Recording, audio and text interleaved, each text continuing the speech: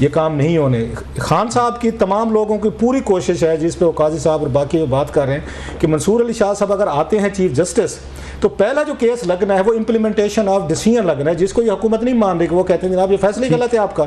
सो पहले दिन से टकराव ही आना है। अगर मंसूर अली शाह साहब पहले दिन केस वो टेकअप नहीं करते, in case becomes a chief justice, तो खान साहब आप मैं बाकी सारे लोग कहेंगे देखें जनाब कि आप तो फिर हुकूमत के साथ आपने को मिल मिला करके चीफ जस्टिस बन गए। सो ही इज अंडर एक सवियर दबाव होगा कि आप आते ही हुकूमत पे एक कुल्हाड़ा चलाएं, उनको 30 सीटें लेकर दें, जो उनकी 30 या जो जितनी भी बनती है पीटीए की खवातीन की सीटें हैं, और अगर हुकूमत नहीं चलाती, क्योंकि हुकूमत कह रही है फैसले गलत है, ये तो कानून आइन में कहीं लिखा हुआ नहीं है, आपने अपना कानून लिख दिया है। सो जनाब अगर मैं इनकी जगह जवाब दे रहा होता ना जो आपने पूछा, मैं कहता जी बिल्कुल कोई नहीं, हुकूमत आपने जरदारी साहब की सियासत को भी बड़ा क्लोजली देखा है। शहबाज शरीफ साहब खुद चल के गए मौलाना के पास, जरदारी साहब प्रेसिडेंट ऑफ पाकिस्तान, एक तरफ तो पीपल्स पार्टी लेकिन प्रेसिडेंट ऑफ पाकिस्तान भी वो हैं, किसी न किसी प्लानिंग के तहत गए होंगे मौलाना फजल रहमान के पास। सर सियासत में कोई किसी का सगा नहीं होता। अगर ये सगे होते ना शहबाज शरीफ साहब और जरदारी साहब, तो जब ये बैठ के ये पावर ये शेयरिंग फार्मूला 8 फरवरी के इलेक्शन के बाद चौधरी शुजात साहब के घर पे एक बड़ी गैदरिंग हुई थी, एक लाइव प्रेस कॉन्फ्रेंस हुई थी जिसमें जरदारी साहब थे, जिसमें नवाज शरीफ साहब, शहबाज शरीफ साहब, सारे लोग थे। उसमें अगर कोई नहीं था तो मौलाना फजल रहमान वो नहीं थे। मतलब 2 खुट है फाख्ता भी अंडे खाएं कवे। 3-4 साल इमरान खान साहब के खिलाफ वो सड़कों पे तो वो रहे, ये तो सारे लंदन में थे, मतलब London, Jeddah, America, New York, Dubai जहाँ भी थे। तो मौलाना साहब तो लड़ाई लड़ते रहे सारी की सारी, है तो भाग गए थे, कोई नजर ही नहीं आता, या जेलों में थे, चले यूँ कह लें जेलों में थे। जब उनको इख्तियार मिल गया, मतलब बाजू शाजू लाते शाते तोड़ तोड़ा के वो ले आए इनको पावर में, तो पता चले मौलाना साहब गए हैं। सो मौलाना साहब के साथ उस वक्त जरदारी साहब और शहबाज शरीफ ने क्यों नहीं पूछा कि जनाब के ये इधर इस पूरी रो में मौलाना साहब किधर हैं? उस वक्त किसी को मौलाना याद नहीं रहा यार। उस वक्त जलसे जुलूस और हंगामे और रैलीज लॉन्ग मार्च की याद था। सो आप जो गए हैं ना सर, ये मौलाना साहब की मोहब्बत नहीं थी। अच्छा ये ना बड़े ये समझते भी हैं एक दूसरे के साथ कोई ज़ाती अना नहीं। हम 4 जो बैठे हुए ना, ये हमारी अना के मसले। मैं अतर काज़मी साहब से किसी बात में नाराज़ हो जाए, वो मुझसे हो जाए, छोटी छोटी बातों में ये हो जाए। सियासतदान इन चीज़ों से अबाव है सर। थिक स्किन, जो चर्चिल ने कहा था कि खाल मोटी होनी चाहिए, दे डैम केयर कि जनाब हमें जाना पड़ा नहीं जाना। अच्छा मौलाना ने भी माइंड नहीं किया, भाई साहब उस वक्त मुझे क्यों नहीं बुलाया था? हम होते हमेशा के लिए बरादरी छोड़ जाते कि भाई साहब आपकी लेकिन मौलाना ने कोई ना कोई अपने मुतालबात तो मनवा लिया। बात तो फिर मौलाना साहब मतलब अतर काज़मी साहब, ये क्या आपको लग रहा है? अब तो आईनी तरामीम की बात खुलकर की जा रही है जी कि बस हो रही हैं रिफॉर्म्स, अदालती रिफॉर्म्स भी होने वाली हैं। जो रऊफ क्लासा साहब बात कर रहे हैं कि जो डर खौफ भी है आने वाले चीफ जस्टिस का, उसका भी रास्ता रुक जाएगा। आपको लगता है इतनी आसानी से ये सारे मामला अब हो जाएंगे?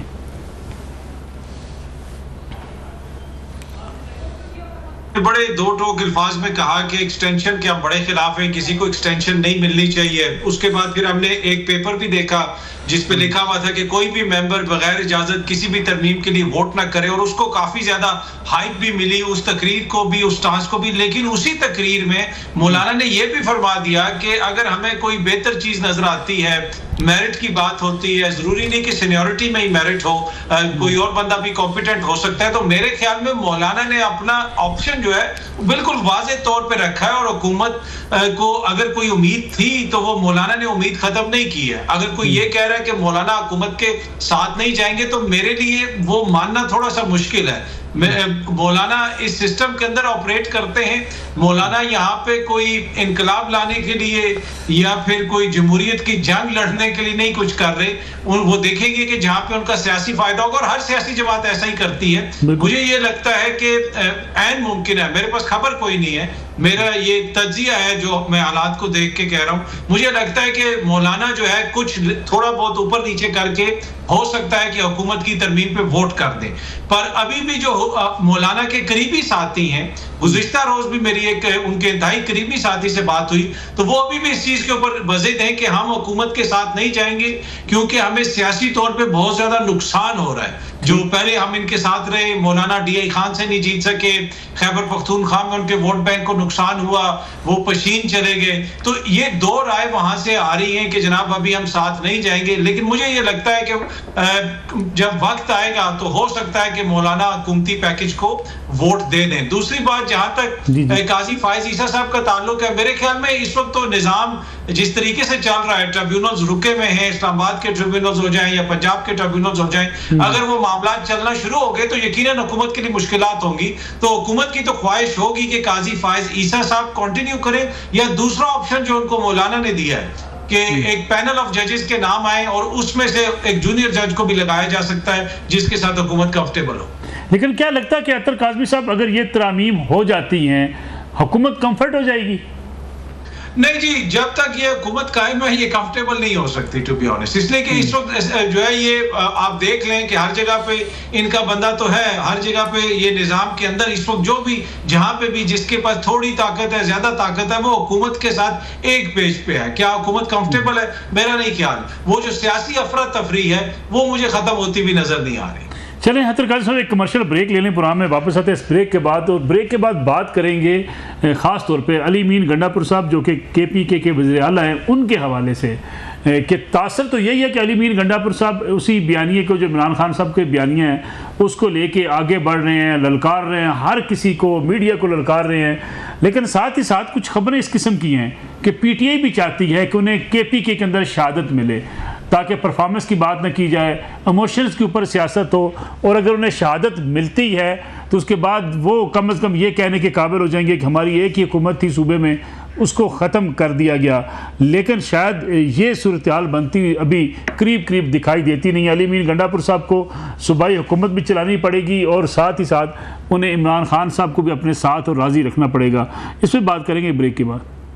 प्रोग्राम में एक बार फिर खुशामदीद। तारिक अजीज साहब, ये खबर तो देना हमें आज के ये पैकेज है क्या? ये नहीं सुनते तो हम आ रहे हैं जी, जजेस को तब्दील भी किया जा सकेगा, जजेस की मुद्दत मुलाजमत 3 साल की कर दी जाएगी, फिर तो काजी फायज ईसा साहब मजीद मुद्दत के लिए बच जाएंगे, और बाकी क्या है इन आइनी तरामीम का पूरा पैकेज?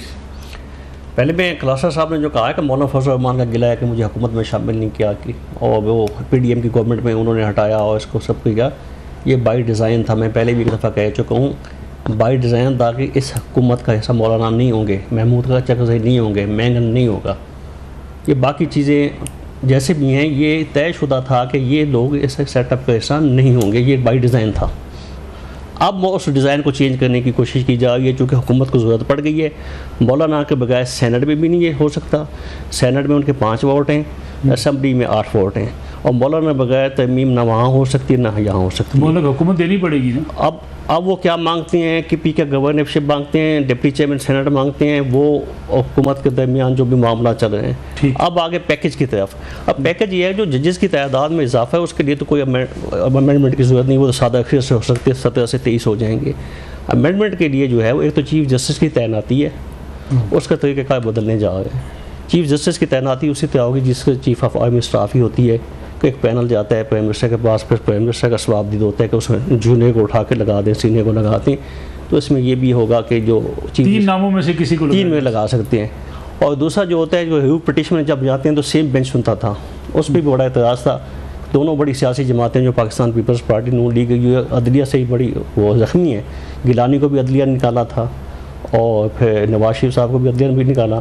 तो उसके बाद इन दोनों जमातों ने बड़ा फैसला किया है कि चीफ जस्टिस की जो तैनाती है ये सबसे अहम इशू है, ये कि इसका अख्तियार जो है बिल्कुल टोटली तौर पे उनके पास ही होना चाहिए। तो ये पार्लियामेंट का बेज़ाहिर हो गया कि पार्लियामेंट का अख्तियार है, पार्लियामेंट को ज़ाया जो leader of house prime minister होता है। और तीसरी चीज़ इसमें जो एक बेंच को हो जाएगा जजेस की ये उम्र बढ़ाने का जो है फैसला, सबसे पहले तो वो अहम बात है जो काजी का कंटिन्यूटी जो है लाजमी है, और इस 22 सितंबर से पहले ये चीज़ें हो जानी चाहिए।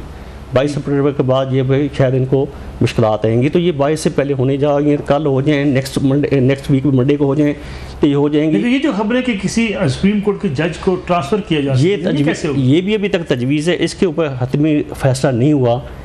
विद इन गवर्नमेंट भी इस पर मुख्तलिफ ओपिनियन है कि जजेस की तबादले वाली बात हो जाएगी, इसके पोजीशन को कहने का मौका मिल जाएगा। इन्होंने अदलिया को वो जजों को SHO बना दिया है, और इस किस्म की तनकीद से बचने के लिए शायद कुछ पॉलिटिकल पार्टीज़ का है कि ये इसको फ़िलहाल इस पर ना किया जाए।